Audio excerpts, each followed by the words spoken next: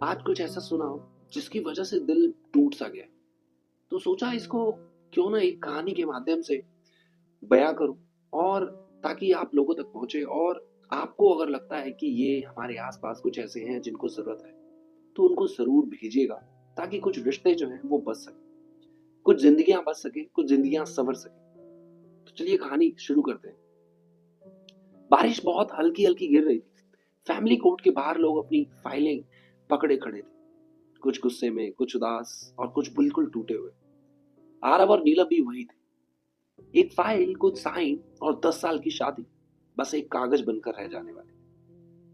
लेकिन उनके पीछे खड़ा एक छोटा सा लड़का सब कुछ समझ रहा था। आदित्य, सिर्फ 9 साल का।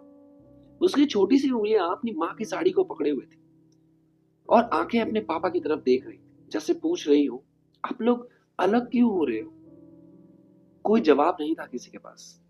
डाइवोर्स सिर्फ दो लोगों का नहीं होता है। आरव और नीलम के लिए एक फैसला था, लेकिन आदित्य के लिए उसकी पूरी दुनिया टूटने जैसा था। स्कूल में वो चुप रहने लगा। पहले जो बच्चा हर बात पर हंसता था, वो अब हर लंच ब्रेक में अकेले बैठने लगा। टीचर ने पूछा, आदित्य, तुम ऐसे क्यों हो गए। वो बस बोला, मैम, घर में अब शोर नहीं होता है। दादी का कमरा भी खाली हो गया। आरव की माँ, जो हर सुबह बहू के साथ पूजा करती थी, वो अब अकेले मंदिर जाती थी। नीलम चली गई थी घर से, और उसके साथ चला गया था उस घर का अपनापन। दादी हर शाम आदित्य के कमरे में बैठकर उसकी किताबें सीधा करती, जैसे वो अभी आएगा। लेकिन वो अब सप्ताह में सिर्फ 2 दिन आता। माँ की मुस्कान भी अब मानो की कर्ज सी हो गई। नीलम अब छोटे से एक फ्लैट में रहती थी, काम करती थी, थकती थी, लेकिन रात को जब आदित्य सो जाता था, वो चुपचाप रोती थी। उसने डाइवोर्स लिया तो था अपनी इज्जत के लिए, लेकिन उसने अपने बेटे की हंसी खो दी। आरव ने कोर्ट में केस जीत तो लिया था, कागजों में ही सब सही था।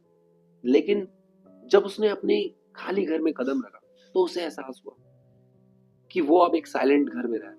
ना बच्चे की आवाज, ना पत्नी की शिकायतें, ना वो छोटी छोटी बातें, बस दीवारें। एक दिन आदित्य ने अपने पापा से कहा, पापा, आप और मम्मा अलग क्यों हो गए? लेकिन क्या आप मुझे भी आधा आधा बांट लोगे क्या? आरव की आंखें भर आई।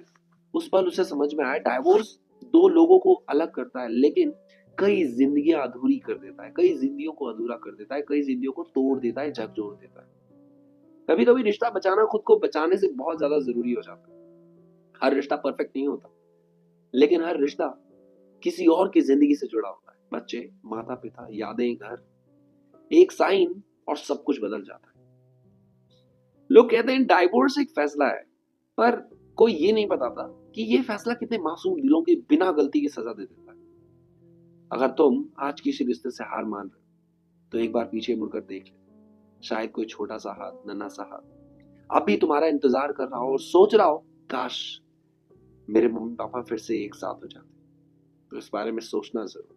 तो अगर ये कहानी पसंद आई हो, तो अगली कहानी आपका इंतजार करेगी।